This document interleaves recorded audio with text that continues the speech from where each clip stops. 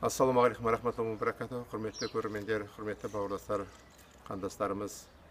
Нәзік жан ұқпасан керегіне ол бәрібір қимайды өлерінде, ризама, ырзама, назалыма, барлық сыра ақынның өлеңінде деп жырлап жатсақ, шынында белгілі ақын Фадеев атындағы сыйлықтың лауреаты, халықаралық көптеген жазушылар одағының өткізген конкурс фестивальдерінің лауреаты, Алаш мемлекеттік сыйлықтың лауреаты, Саха Якутия елінің құрметті азаматы және еңбек сіңірген мәдениет қызметкері, белгілі ақын жазушы Тұрсынай Оразбаеваны осы мамыр айының 23-не о дүниеге аттандырып, апамызды арулап, жерлеп, сонау Мәскеуден тәнін көтеріп келген Ресей Федерациясындағы Қазақстан елшілігінің көмегімен, сол Ресей Федерациясындағы біздің қандастарымыз, бауырларымыздың арқасында қазақ тілі қауымдастығының ұйымдастыруымен, қазақ диаспорасы мұрагер атты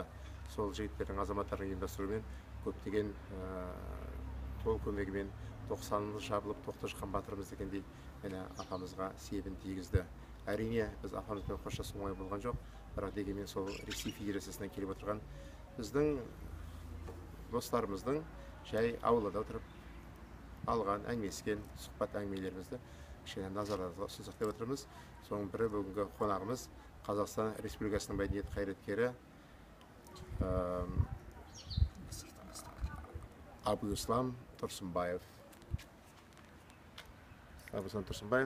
Және осы Абыслан Тұрсынбаев қазақ тілі қауымдастығының төрағасы, енді Ресей Федерациясындағы Тимирязев атындағы шаруашылық университетінің профессоры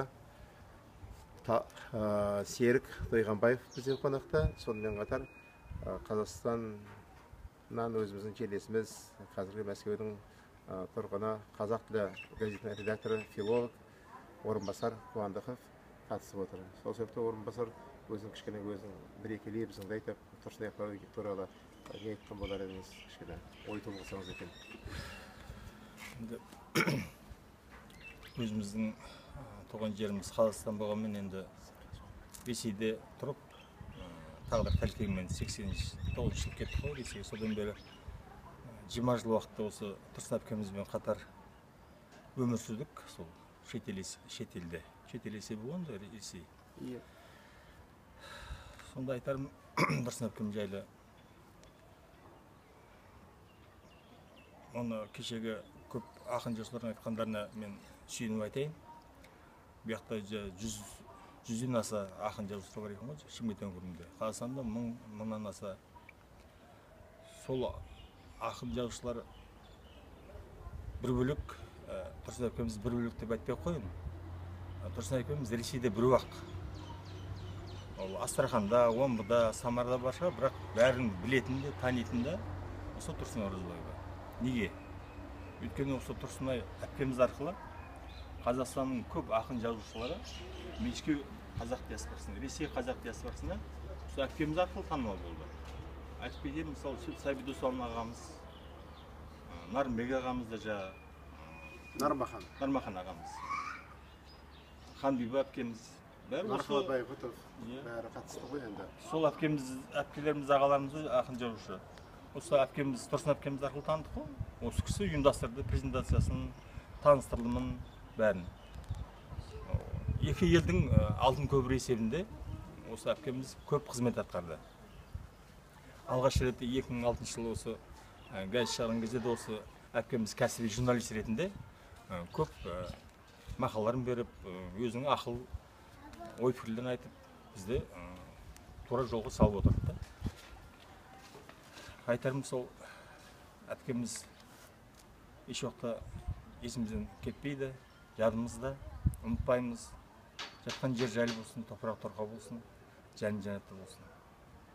Көп айтатын дүниелер бар, оны бәрін айтпай қойын. Кеше көбісі айтылды, басқа да бақ өлкелер оны кеше көрсетті. Сондықтан да қалған мынау бауырларым айтсын. Өзім қобалжыттым шынымды айтсам. Серік Тойғанбаев, өзің Мәскеуде апамызды шығарып салған кезінде бәріне қатысып отырдың. Басы қасында өзің болдың. Ал енді кеше Қамбиба апамыздың бір сөзі өте қатты көңілімнен шықты. Өйткені ол Бауыржан Момышұлының сөзімен сөйледі. Бауыржан Момышұлы айтқан екен, батырды екі долы қатынның бірі туады, ақынды адамның адамы туады деп. Одан қала берсе ақынның өлгені, аққудың өлгені, ақынның өлгені қайыңның құлағаны деп айтты. Ендеше сондай бір тұлғадан айырылып отырмыз. Және Мәскеу қазақтарын қалай шығарып салғаны жөнінде, Мәскеудегі басқа диаспора өкілдерінің қалай шығарып салғанын кішкене халыққа мәлім болсын, айта кетсеңіз, тілге тиек етіп. Рахмет Абылайхан бауырым. Мен енді мына қасиетті Шымкент жеріне, еліне бірінші қадамым еді, бірақ қадамымның сапары өте ауыр болды. Ауыр болғаны енді мына Тұрсынай Оразбаевың әкелгеніменен сондағы Ресейдегі, Мәскеудегі Ресей орыс қазақтарының, тәжік татарының, өзбек қырғыздарының, өзіміздің қазақ бауырларымыздың барлығының қайғысына арқалап келдік біз. Олардың осы Шымкент жерлестеріне деген, Тұрсынай Оразбаеваның Шымкент жерлестеріне деген көңіл баталарын арқалап келдік. Қадамымыз, сапарымыз ауыр болды. Сол енді міне Тұрсынай Оразбаева 21 мамыр күні сағат 10:30 кезінде қайтып кетті. Оған енді мына төрағамыз Абуислам Тұрсынбаев айта кетер. Соның басында Құран үстінде кеткен адам ғой. Абуислам қасына мына Марат имам қажымызды алып барып, соғыстардың қолынан өтті. Ал енді мына Тұрсынай Оразбаеваның қасиеттері көп қой. Адамгершілік қасиетін алсақ, өте жоғары деңгейде. Менің өзімнің өз түсінігім бойынша бұл өмірде адамға ең қиыны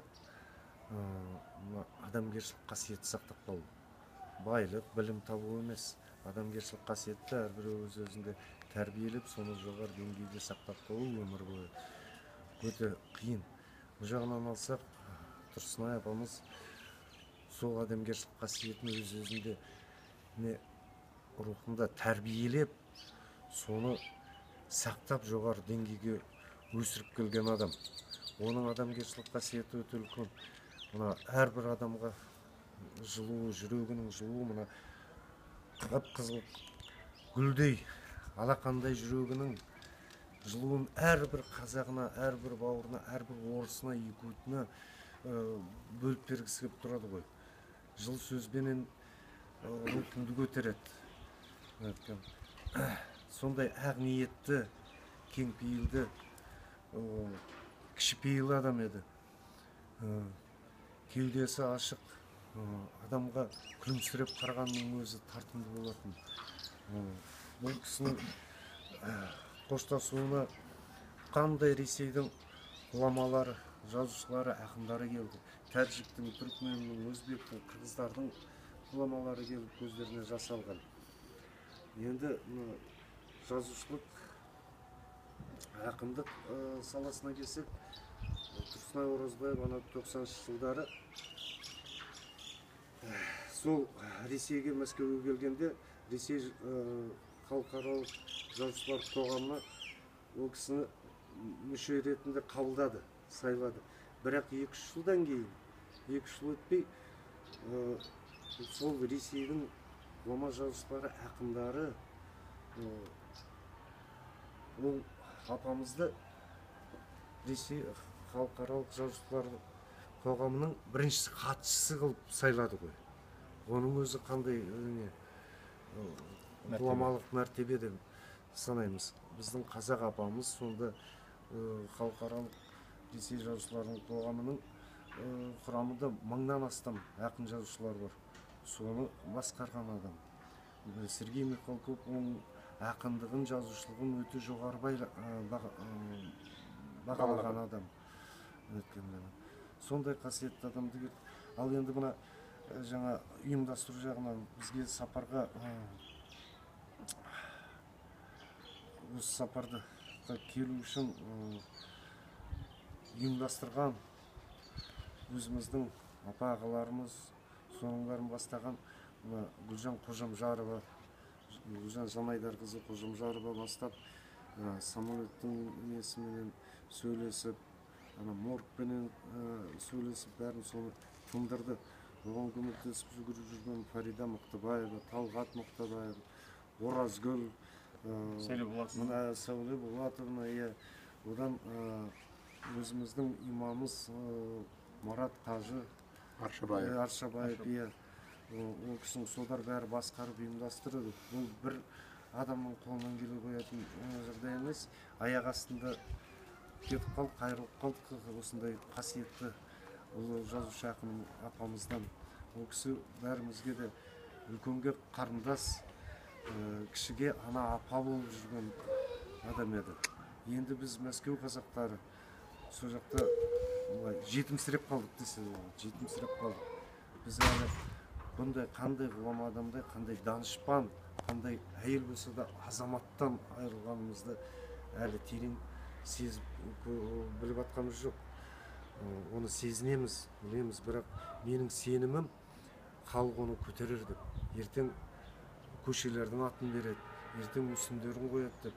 Соған біз қоғам болып, әрбіреміз ат салсамыз деп, міне Орынбасар да бар, Әбу да бар, ана жақтағы қалың қазағымыз бар Мәскеуде. Соған ат салысуға дайынбыз, салсамыз деп айта аламын. Енді қайғы деген бәрімізге қатты тиді. Елге де, халқымызға, жерімізге де. Дұрыс, Серік өте жақсы айттың. Барлықтарына, шынында еліміздің, халқымыздың, жұртымыздың атынан Мәскеу қазақтарына және бүкіл Тұрсынай апамызды шығарып салған құрметті қонақтарға да ризашылығымызды білдіргіміз келеді. Әрине, боларсың басын жақсы келер қасына дейді. Бұл қандай нәрсе болмасын, қайғы қасірет болсын, қуаныш мереке болсын, біздің жаңағы мерекелер болсын, мейлі қайғы қасірет болсын, орын толмас оқиғалар болсын, соның қасында бас қосып отырған үлкен азаматтарымыз бар. Солардың бірі кеше айтып отырған өздеріңіздей Марат Аршабаев, біздің имамымыз, қажымыз, сол дем салып отырған демнің үстінде кетті деп өте керемет ой толғады. Соның басы қасында біреу болған Қазақтар қауымдастығының төрағасы, Қазақстан Республикасы мәдениет қайраткері Абдулсалам Тұрсынбаев бір ауыз сөзіңізді, әңгімеңізді айтсаңыз. Енді жаңағы пешенбі күні азанда телефон шалды, қызы осындай байымыз қиын демалып жатыр деп, сосын бір жаман хабар, суық хабар дірек келгендей болып жүрегіміз. Сосын бұндай кезде енді мұсылман болғаннан кейін бірінші имамға телефон ашасың. Онда салған жеріне келсе кетті де, сонымен мәшінемізді жүргізіп, соны сыбаға жүріп кеттік. Енді Мәскеудің мына шеті мен мына шеті бір айналып шауып 180 километр жер. Сонымен Сонсыбы деген жағында тұрады, сол бір 2,5 сағат дегенде бардық, бірақ енді Алла Тағала өзі бір күш рух берген ба, бізді күтіп жатқандай болды. Сонымен имам өзінің оқитын аяттарын оқып, бір жарты сағаттай дем салып, сол бір 35 минут дегенде онда 45-те берілді бәріміз қолымызда. Сол жерде жаңағы телефон ашып, врачы бар ма, медицинасы бар ма, басқасы бар ма, бәріне хабар беріп, оның үстіне жан күміс тұр қазіргі заманда. Сонымен ұйымдастыру жұмыстар жүріп кетті. Сонымен ақындарға телефон аштық, елшілікке телефон аштық. Тұрсынай ағай дегенде бәрі аяғынан тік тұр деді, рахмет. Барлығына рахмет. Аяғынан тік тұр. Мәскеуде бір кішкентай бір документте 3 күн істейсіз. Ал бүкіл елдің көмегімен кешке сағат 5-ке дейін бүкіл документтің сесі бар, несі бар, жаңағы моргы бар дегенде сөйтіп жүздеген адамдар жиналып таңертең сағат 9-ға Мәскеудің облыстық моргында сөйлеген бүкіл диаспоралардың председательдері, естіліктен кісілер, жаңағы культурный деятельдер, мынандай қоғам қайраткерлері, соның өзі бір 70-80 жуық адам болды. Бәрі сөйледі, қоштасып, үлкен митингі, қаралы митингі болды, бәрімізді дамадегі шарттады. Сөйлегенде бұл жерде сондай бір ақындар барлығы түсіп алып, күлтегінесі бар, басқасы бар, кортежі бар, әйі бар дегендей облыс әкімінің өзі бастап үлкен митинг жариялап, облыстық 100 жылдық тарихы бар соларменен алдын өткен митингді көрдіңіздер, бүкіл келген хабардан бастап өткізсін етсе. Ол не деген сөз? Ол деген сөз бұл бүкіл мынау қазір жастарға, жас ұрпаққа, келетін ұрпақтарға үлгі болсын.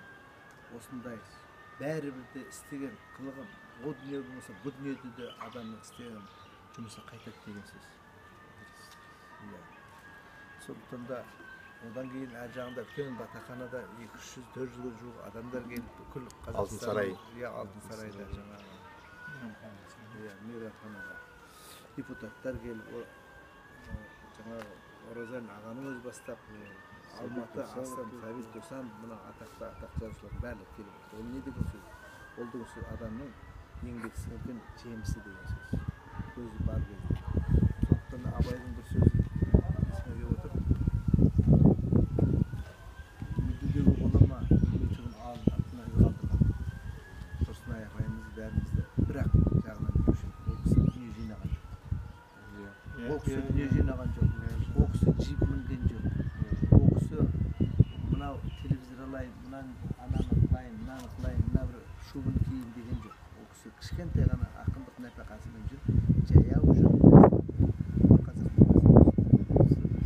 ол кісі үлкен кеңес заманының қызы еді, бүгінгі күннің анасы болды. Тек Мәскеу ғана емес, бүкіл Ресейдегі қазақтың анасы. Бүкіл Мәскеудегі 11.200 қазақтың анасы. Кеше белгілі ақын Қамбек Бейсенғараева сөйлеген кезінде менің жүрегіме қатты ұялаған жылы сөз, ол Бауыржан Момышұлының сөзімен айтқанда, мынау батырда $2 атының бірі туады деп айтты.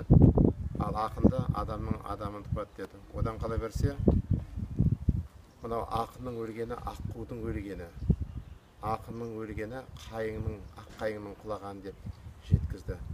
Сол себепті бұл апамыздың тек қана ақындық емес, ол ақын бүкіл халықтың жоғын жоқтап, қуанышын бірге бөліскен азаматты ғана ақын деп айтуымызға болады, шындықты айтқан.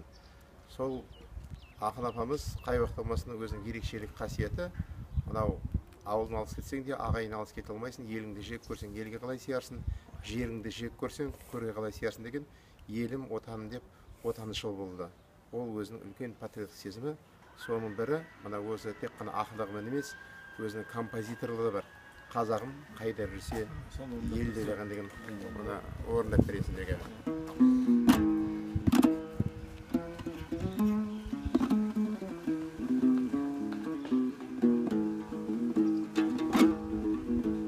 Жусаны жауқазыны жел қойнаған, халықпыз кең мақсатқа бел байлаған.